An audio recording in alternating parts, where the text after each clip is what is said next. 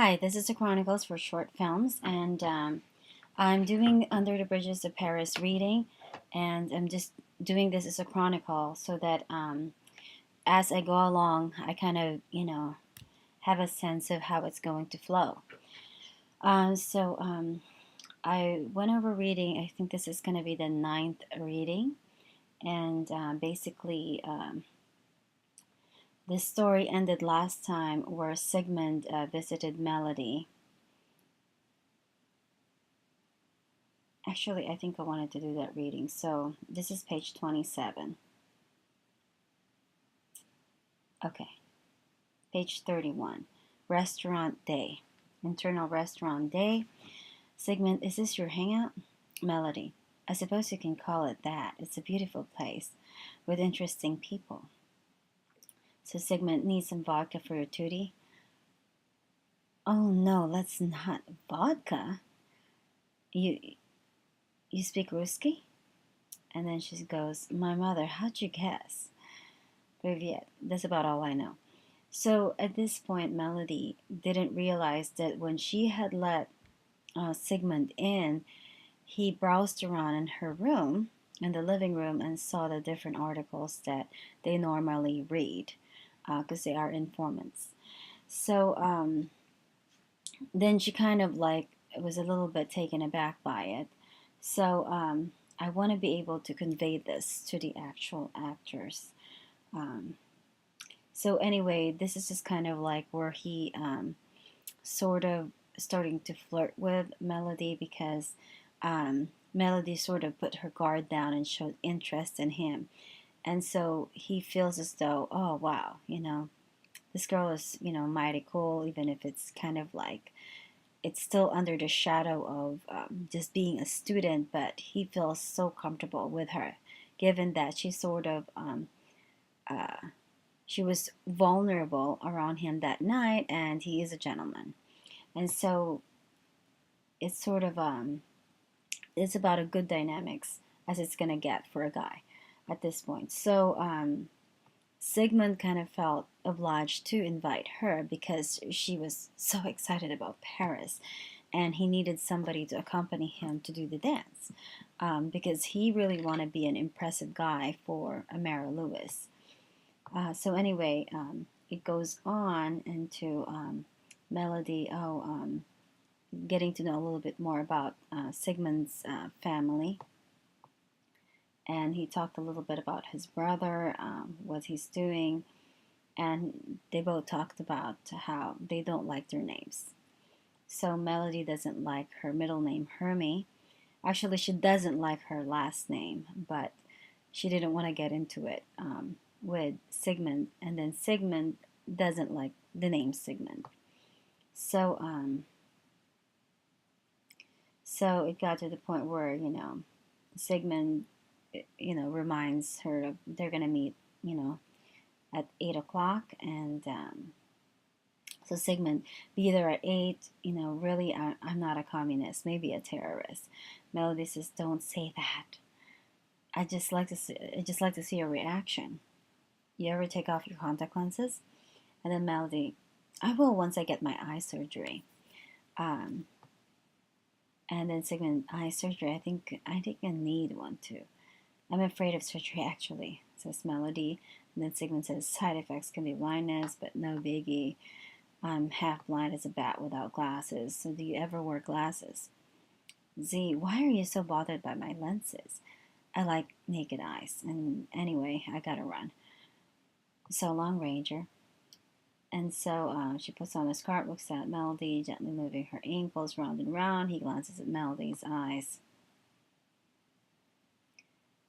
Nice shoes, by the way, matching nails. And so actually, he's glancing more than her eyes, but he kind of like, when a person is moving their limb, you tend to see it anyway. And then he looks at her toes and looked at her hands and then kind of looked at her eyes and makes a point that he had noticed that she was having matching nails and toenails, nail polish. And so he noticed shoes.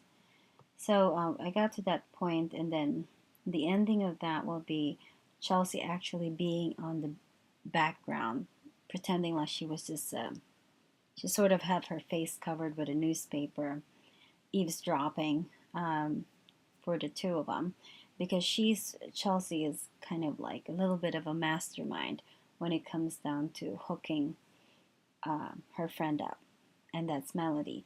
And that is because they've always been together, and as far as Chelsea is concerned, she wanted to see Melody dating. And she's not too crazy over Sigmund, over the logistics of it. However, she's kind of, she wants to be there for her. Let's put it that way.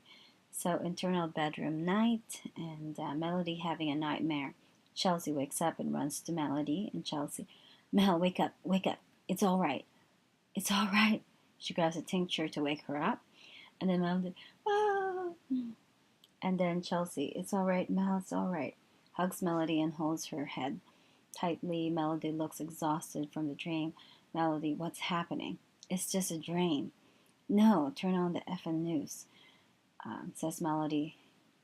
She opens the computer, clicks on a map, and flips through articles filled with images and words. Chelsea, Mel, please let it go. We can't do everything. This is not the time. Melody, check the coordinates. And then she says submarine. So basically, Melody has post-traumatic stress disorder, and from time to time she would have nightmares, and she sometimes assumed that she was having nightmare because something is about to happen. And so she looks at the news and gets to feel kind of like a woman's intuition slash her own background as a soldier, wanting to find out, sort of like strategizing to figure out what is going on currently that could be affecting a lot of people. Like she sort of have a clairvoyance about certain things. And so Melody, check the coordinates, submarine, and it sure enough she finds a submarine, and to her that's kind of like something that they need to pass up and do a research on. So lobby at day. Chase hands Sigmund the paper that has submarines from Russia, and Sigmund looks up. Good luck, Chase. Waldorf isn't going to allow it.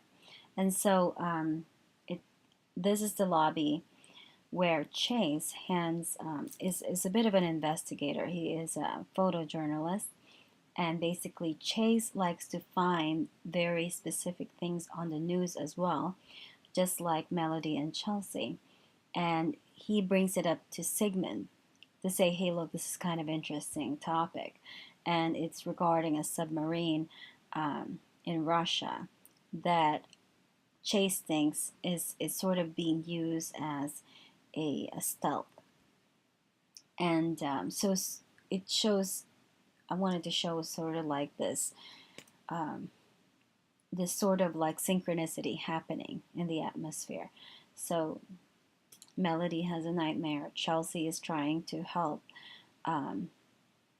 Chelsea always sort of like babysits Melody when these things happen, because she knows what it feels like as a friend to have to go through these post-traumatic stress disorder.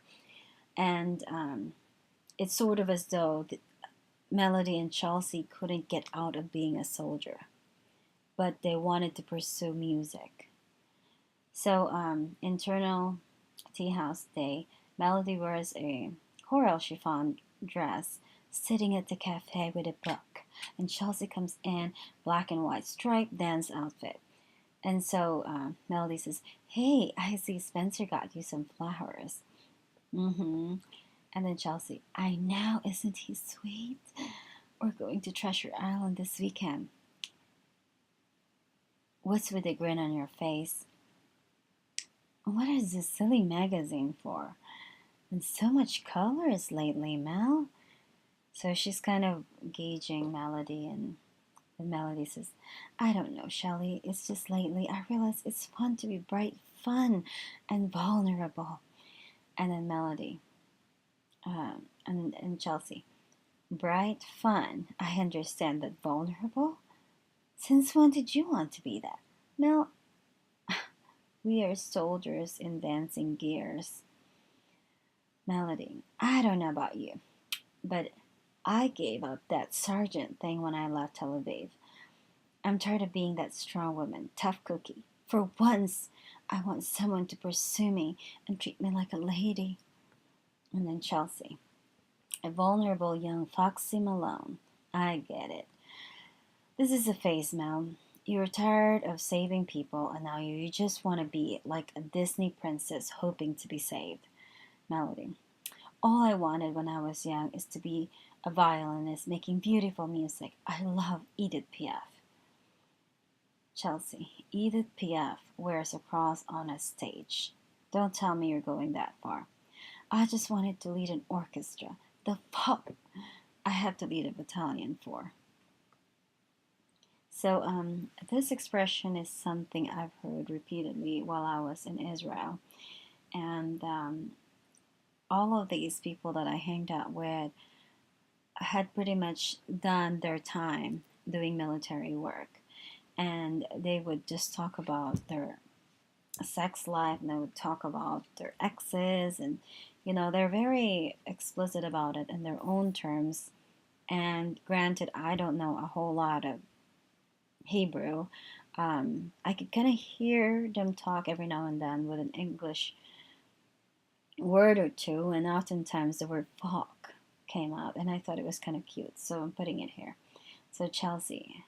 So Melody would be like, I just wanted to lead an orchestra. The fuck I have to lead a battalion for. So Melody, I just wanted to lead an orchestra. Okay, so Chelsea, how do you think I feel? I just wanted to be a ballerina, but I'm tossed into the water, not much choice. We have to keep the troops alive. So looks at the magazine, Vanity Fair, Melody's blue nails with hearts, and shakes her head. And so Chelsea will say, did Sigmund cast a spell on you, Mel? I know you plan to change his left-wing column, or is it his column, while you sway on the dance floor you're after? So she's sort of teasing. Melody, Shelley, please. I've never felt so calm with any man before. Some love me passionately, some wild, but Siggy is like a smooth sailing vessel. His eyes puts my soul at ease, and his voice like a banana cream pie. It's like deja vu. His voice echoes, and it complements my violin. Chelsea, how about we get desserts? And let's figure out why his banana is worthy to be involved with your violin. Melody, Shelley? Chelsea, Mel, I just have to tell you this. Be careful there, because if he finds out what we are, it might be a different story. He writes for the Middle East. Melody, well, like you said, these columnists get paid to write these things. Chelsea, that's precisely the point, Melody. He is paid to write. Mel, you make a great sergeant, but you're a terrible liar. I'm afraid it slips telling him something. The guy is not as simple as you think. Melody, no, definitely not simple. He's Sigmund. You know why. You have a point. He thinks like a psychologist. Last time he was curious about my scar. I told him it's from a curling iron. Oy vey. He starts humming the song. I killed the ISIS men, a ton of them. So anyway, she sings, and then she said, to keep my troops alive. So backdraft of war scenes and women shooting down warplanes, and Melody sings, ISIS, remember these sweet words till death do us part. Dun, dun, dun, dun, dun, dun, dun, dun. Okay, so this is the song. Anyway, I'm going to end it right here. The ninth reading, Under the Bridges of Paris.